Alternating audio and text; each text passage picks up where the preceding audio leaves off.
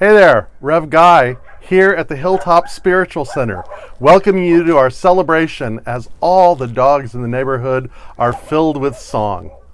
We're trying some new things, so please make sure that you watch to the very end. In a few moments, our music director, Lee Culture, will be introducing one of our new musical guests, Rebecca Jade. So please enjoy the service. And thank you for your continual and generous support. See you in the virtual world. Hilltop Center, welcome to the Sunday service. I'm Lee Coulter, your musical director. I am so proud and happy to announce that we have a special beginning of the show today with San Diego's own Rebecca Jade. Rebecca Jade, thanks for being with us. How are you doing? I'm good, Lee. How are you? Awesome. I'm so glad you agreed to let us use this song this Sunday. The song is called Faith, Hope, and Charity. And it's just such a beautiful, uplifting song, that the type of thing that I think we all need right now. And I wanted to ask you, what would you hope that people would take away listening in 2021 with everything that's going on from, we sit here, try to make art, hopefully we think it's important that we make art. Why are we doing it otherwise? What would you hope that someone would take away listening to this song today? Well, thank you, first of all, for having me. I'm super honored and very grateful. You understand music, being an incredible artist that you are, and being an artist is such a humbling, role that we get to play, and the music is so important. And I love this song because I wish I wrote it. I didn't write this, but I was contacted by a friend to record the vocals on this song. It actually was written by a guy named Monty Montgomery and Todd Carlin. And they reached out to me to do the vocals for this song, and I just fell in love with it because of the message in this song. I mean, it starts out with the first line is like, when you feel like you're losing your way and you think that you're going astray. Though the strength's almost gone, you can see a new dawn if you only hold on for one more day. And it's just so positive that I think that relates to so many people, especially these days right now, which it's almost hard to even comprehend. So the one way that we can try to wrap our minds around it and our hearts around it is through music. And sometimes one of the best ways to get through something is to connect it with some sort of song. And so I feel like this is such a powerful song because having faith that things will be better, hope, that envisioning those a positive world. We're not dealing with negativity. It's positivity, hope, and love. Everything is should be surrounded with love. Even when we have difference of opinions, I think if we come together in love, even in that sense, we can try to maybe see what somebody is going through. Your perspective is different from mine. You lived a different life than I did, but we can talk about that and kind of share that, Yeah, And I totally agree. And I sometimes think people think love means just all positivity, but sometimes love does mean just listening. So love means listening to someone that is something different. Absolutely. yeah, and then the last one is charity, and I think that goes. We think of charity as like giving money to somebody that's homeless or something like that, but it is that. And also I think the way I see it in the song is just charity of like your heart. You're giving of yourself to somebody else, to any human race, humanity. You're giving of the good things of you. I really, really believe in the goodness of people, and this song just, to me, reaches all those things that we can be. We're not perfect beings, but I think if we come with a loving, open heart, we can reach so many people and like my.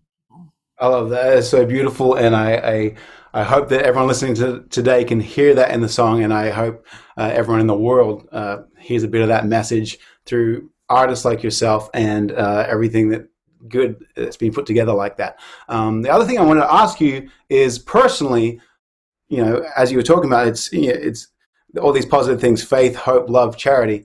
Obviously, if you can keep those in your system, you're going to work out fine. You're going to keep going, trucking forward. How do you personally obviously music is that for you, but do you have anything else in your routine that maybe one of us listening today could be like, oh, it's a great idea, I'm going to do that, to keep those elements in your life, even in hard times? Yeah.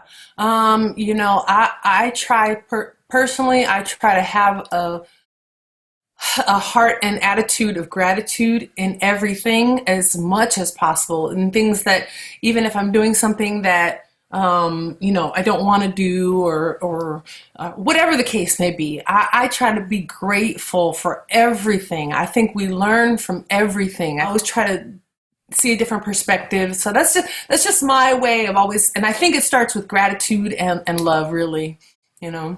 I love that. Thank you so much for sharing that knowledge, wisdom, your artistry, and just so glad to present this song, Faith, Hope, and Charity from Rebecca Jade. Thank you so much for being here. My pleasure, Lee. Thank you so much.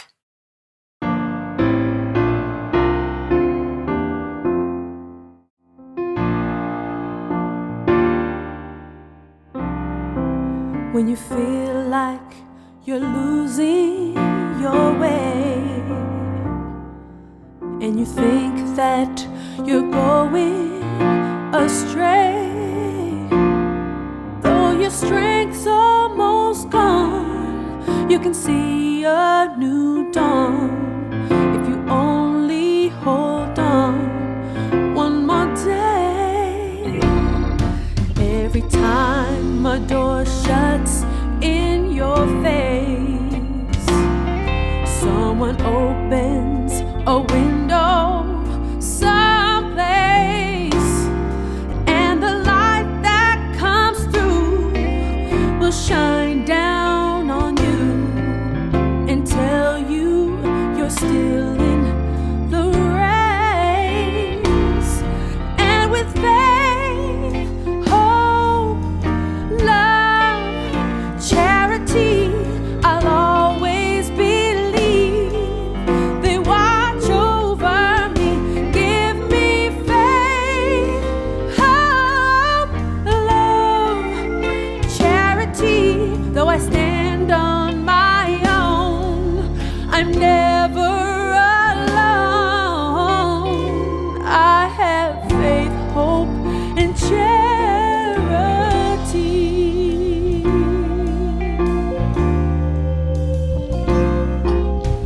Faith keeps our eyes on the sky, and hope gives a reason to try.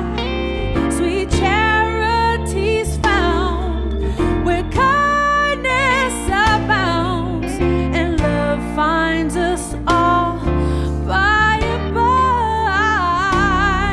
And with faith, hope, love, charity, the good that you do will come back to you.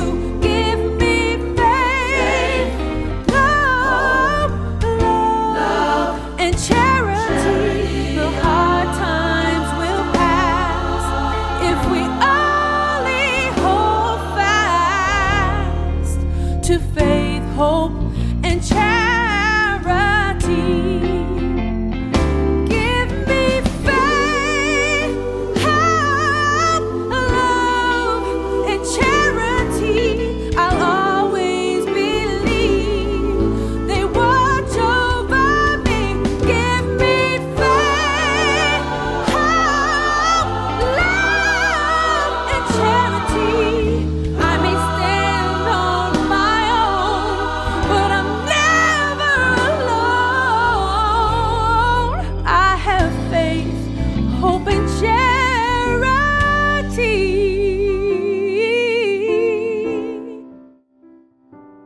I have faith, hope, and charity.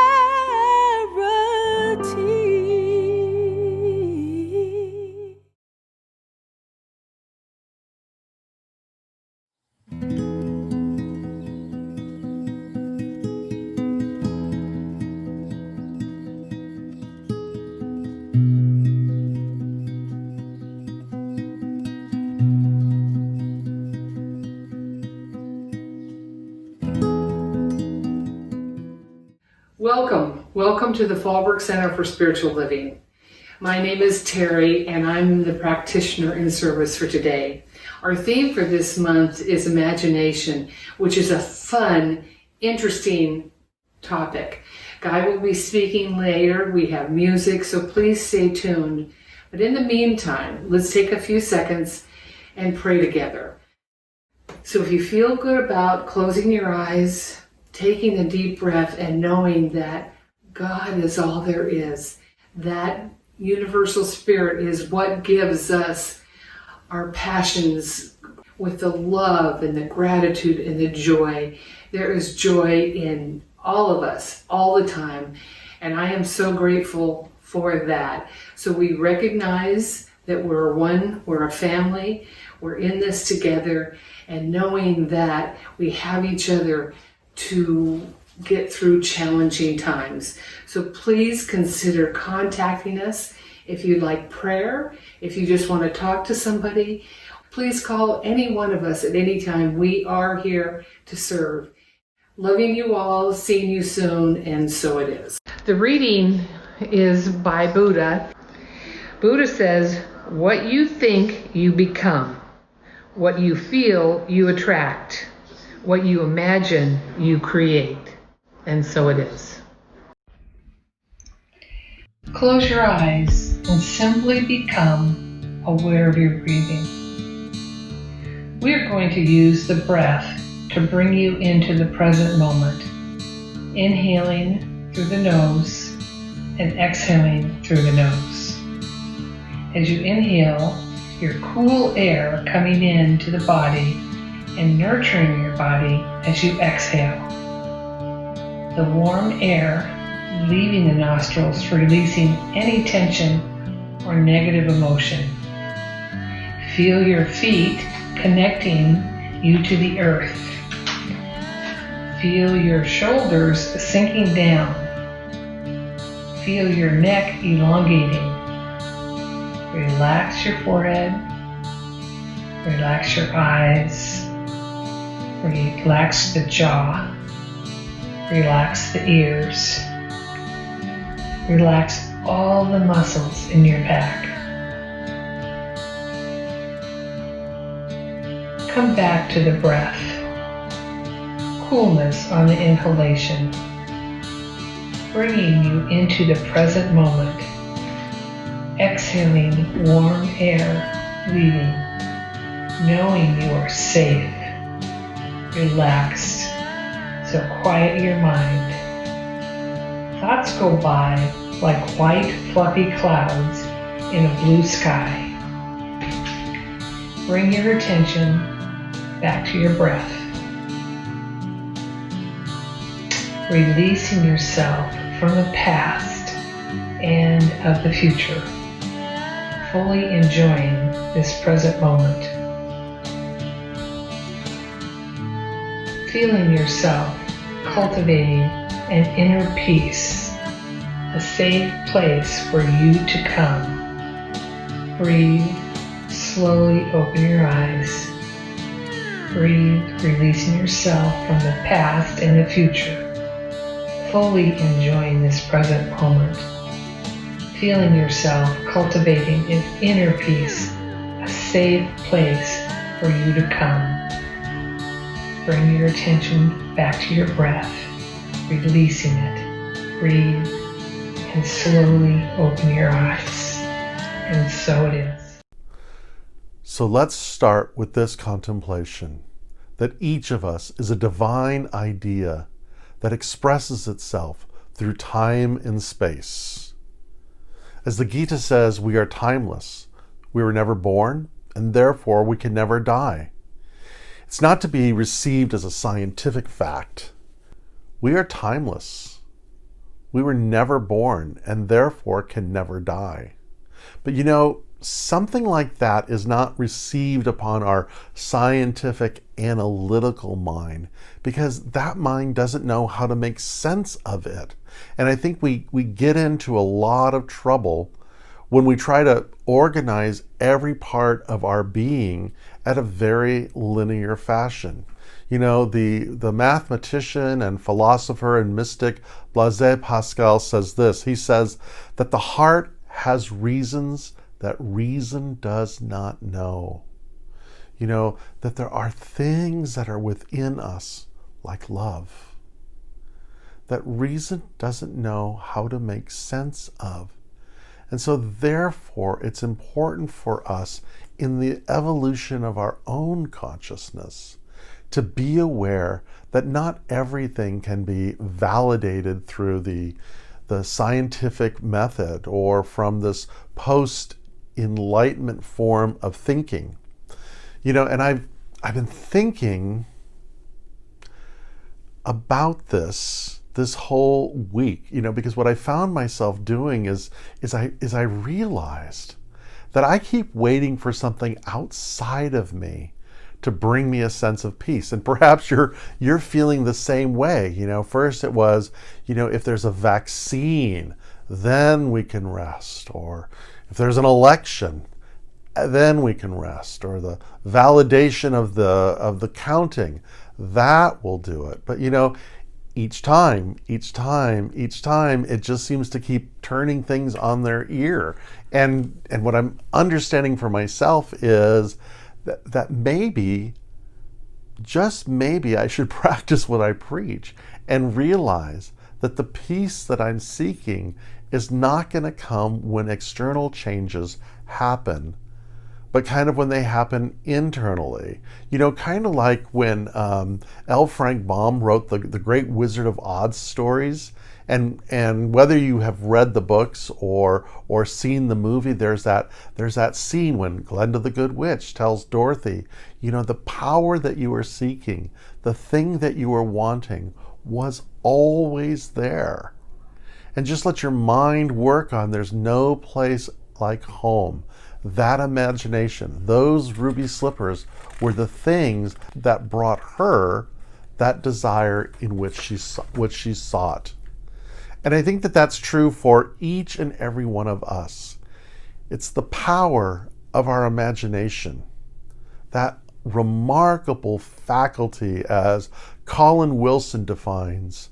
Imagination is the ability to grasp realities that are not immediately present, that we can move through time and space, that we're not bound by the laws of physics to create a possibility that we can move into.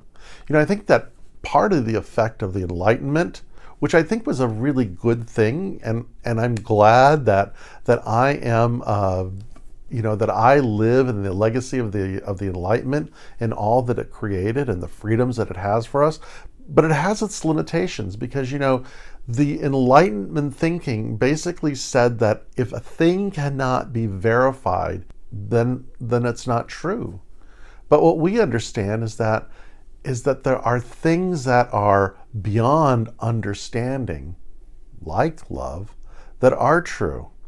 And the downside of linking our way of thinking to only one track is that we become completely nullified of any other way of knowing or creating.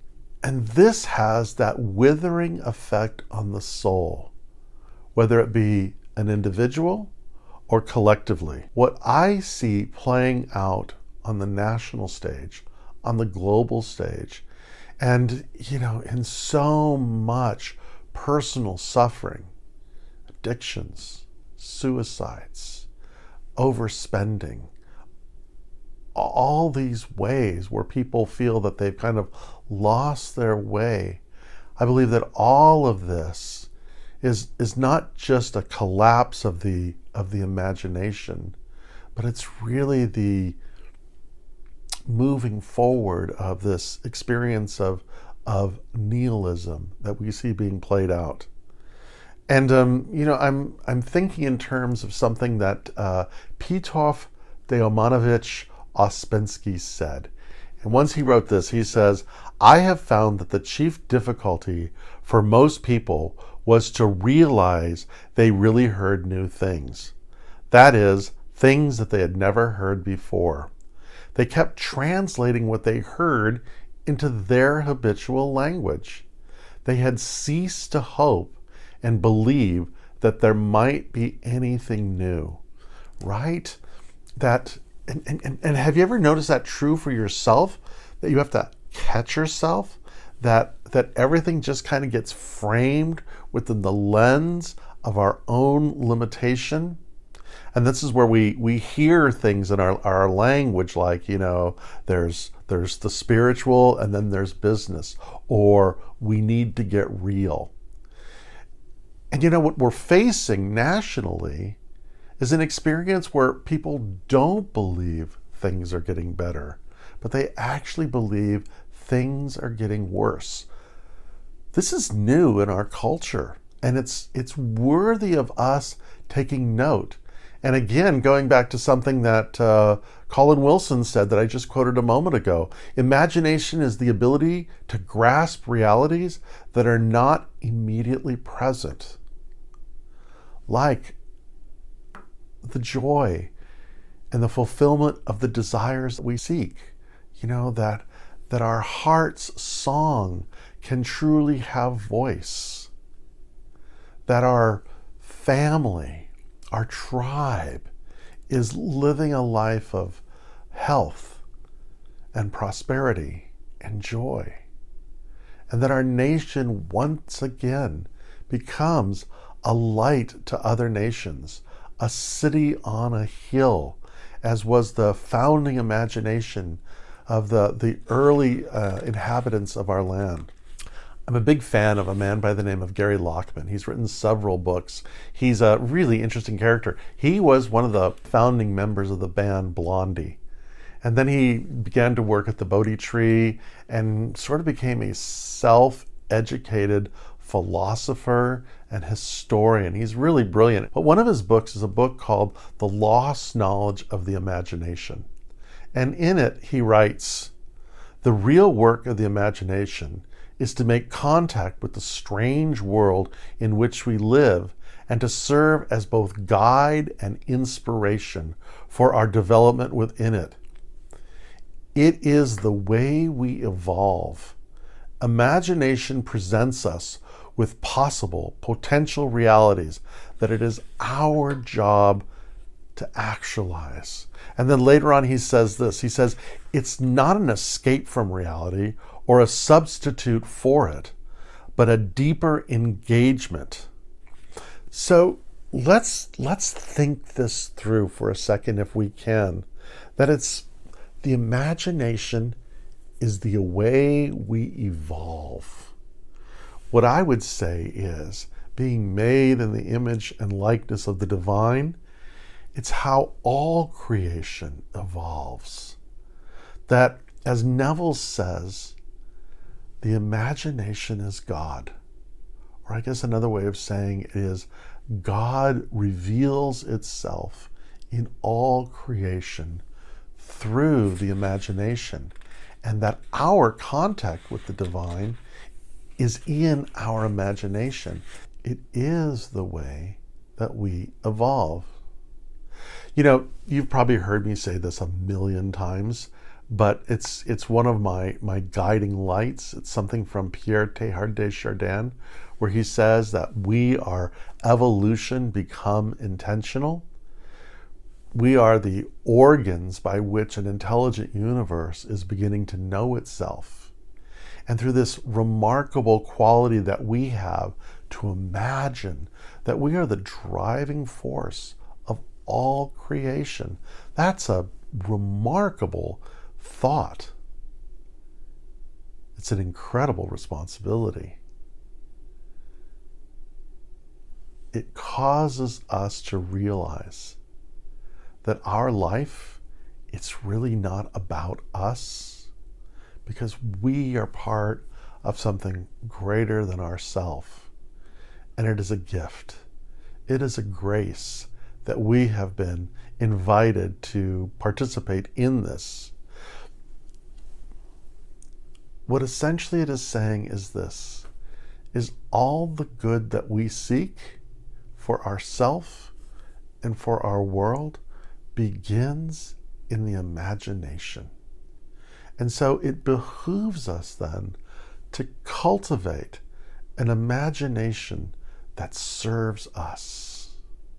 You know, one of the things that when I teach classes, I say to people when we're learning prayer, is that prayer, as Ralph Waldo Emerson says, is the contemplation of the facts of life from the highest point of view. And worry, which is the contemplation of the facts of life from the worst case scenario, are the same activity in mind. The only difference between the two is not the mental activity, but the intention behind them. And so the question that I ask is, what is your intention when you engage in your imagination? Is it to escape or to engage? Is it to be a force of evolution or to devolve? Is it a fantasy, or is it engaging in that divine thing, that which expresses itself, the divine life, this idea that you and I are an idea in the mind of God that travels through time and space and as an activity of evolution in the entire cosmos? Think about that. Does that make sense? It's a powerful, powerful imagination even within itself. You know, this week we are celebrating the life of one of our nation's premier prophets, the great teacher and mystic, Dr. Martin Luther King. We've all heard the "I Have a Dream" speech given on the steps of the Lincoln Memorial, given in the sacred place of our nation's capital. Perhaps we all understood that his vision, his imagination, that lens by which he saw things happening was an arc. You know, what he said is, you know, the arc of the universe bends towards justice, finding out what belongs to whom and returning it. And we all know also that he was a student of both the Hebrew Bible and the Christian Bible, and that he used the images and the likenesses and the stories and the myths and the legends. He taught from them both metaphorically and metaphysically, and gave great insight. And, you know, for myself, you've heard me say this, I just so appreciate the sacred writings of all traditions and the wisdom teachers that offer us so much. And yes, he was a man of great Christian faith and spoke from the tradition that he was in. But he was also inspired and mentored by another great prophet, Mahatma Gandhi, who was a student of the Bhagavad Gita. And, you know, here was a man that refused to give in to the nihilism and the downward spiral of that post-Enlightenment society in which he lived. And so for myself, and what I'd like to share with you, is a couple practical tools that I find helpful. I am finding that in contemplating the Bhagavad Gita, it's connecting me to something deeper. It's really allowing me to be really present to this vision, to this new imagination that Gandhi held and that he shared with great teachers like Dr. King. As Marlene Roeder wrote in her foreword on Ram Dass's book, Paths to God, the philosophy of the Gita is one that turns out to be especially suitable for us in the West, because instead of encouraging us to turn away from the world, it turns our lives in the world into our spiritual work. We don't have much room in our society for wandering mendicant monks or many caves where sadhus can hang out. We are a culture of doers. And the beauty of the Gita It is about our dharma, our work, that which we have been called to do. As Emerson says, every one of us has a vocation. There is a calling. And the joy of that comes from the thing that we love, from the thing that we desire. That is where we find, that is where we connect to this deep vocation that Emerson talks about. So another teacher that we've been talking about this month is Neville Goddard. And he is this, he's a character, he truly is. And he's also one that uses metaphoric and metaphysical interpretations of the Bible. And he gives this great story of, I guess, when the disciples were fishing one night and they came back with nothing. And then the teacher Jesus says in the daytime, no, go out again and lower your nets. And there's this abundant catch that they make. And what he says is those fish are our desires. But that sometimes we have to go, as Ouspensky says, we have to change the lens. We can't create from the imagination based on the limitations that we impose upon ourselves. That really what we're invited to do is go into the deep waters of the subjective, to go into those uncharted places. Dr. Holmes says, to that person who can free themselves from all present moorings from the past and cast themselves into that limitless sea of receptivity, to them comes the greatest reward. And what Neville says is this: if you would catch that which is beyond your present capacity, you must launch out into deeper waters, for within your present consciousness, such fish or desires cannot swim. To launch out into deeper waters, you leave behind you all that is now your present problem or limitation by taking your attention away from it. Turn your back completely upon every problem and limitation that you now possess. And again, I'm reminded of something that Dr. Holmes said, because that idea that Neville is talking about is easier said than done. And what Dr. Holmes says is this: he says, our teaching is simple. Thoughts are causative, not easy. It means that we engage. It means that we become present. It means that we consciously apply this, that we tend the garden of our mind and heart. And one way that we can do that is to get in touch with our inner guide. And something that mystics have taught is this idea of imaginative prayer or imaginative contemplation. And you can use stories from any tradition that you want, whether it become from the Hebrew Bible or the Christian Bible, whether it's from the Dhammapada or the Gita. But it is getting in touch with that divine self, that God within, that reveals itself in our imagination. So imagine with me, if you will. Allow yourself to move beyond the familiar time and space and see yourself in this vast field of Dharma, the field of Kurukshetra. And there is all that you need, all that empowers you, and all that inspires you on one side. And on the other side are the things that you fear, the limitations that you've experienced, the guilt, the shame, the regret. And in the middle, as you look beyond this, perhaps you feel a sense of disempowerment or fear or anxiety. Just breathe.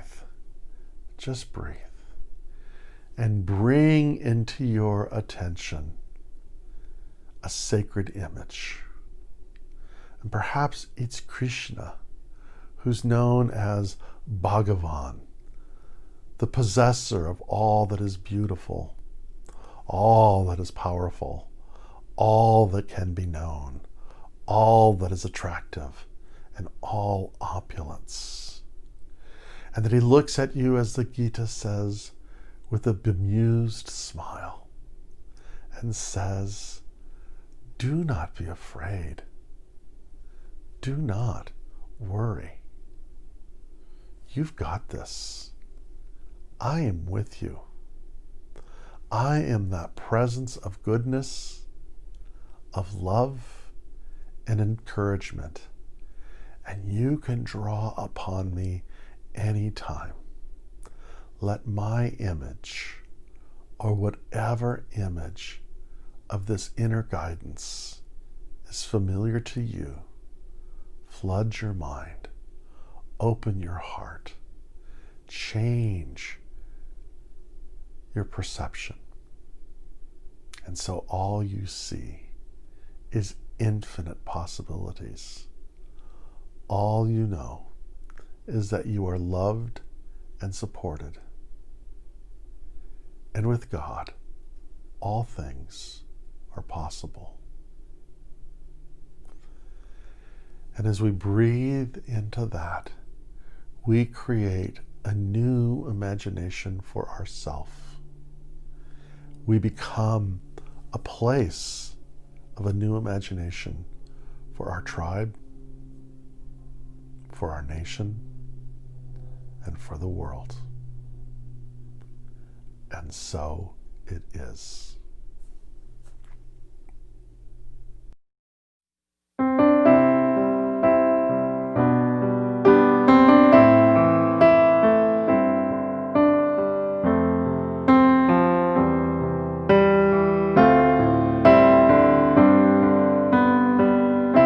When the road is long and the mountain high, and all my courage has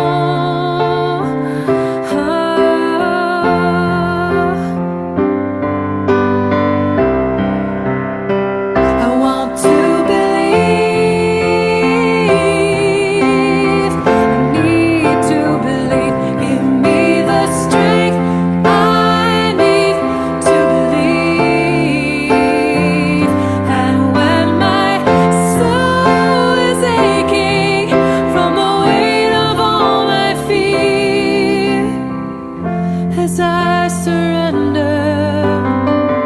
As I surrender, I believe. Hey,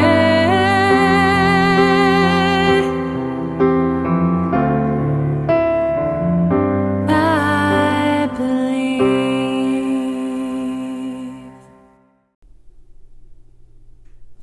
Again, what a joy it is for me to know that you are part of our virtual community. So thank you for tuning in today. And again, what I want to reiterate to you is that we are expanding into some new things, some new opportunities for you. There's a practice that is downloaded every week. It's sort of a synopsis of the Sunday talk. There are now yoga classes being planned for you. There is a class on prayer that is coming up for you. Practitioners are available for prayer, for counsel. We are providing these tools for you because the fellowship that we have together is allowing us the resources to continue to expand and grow. And so I want to thank you for your continual and generous support. As we move into this new year, I believe that we can move forward with a strategic optimism. And I am glad that you are part of it. And so, wash your hands, wear a mask, and to those whom you love, and to those whom you receive love from the bottom of my heart, I wish you many, many, many blessings.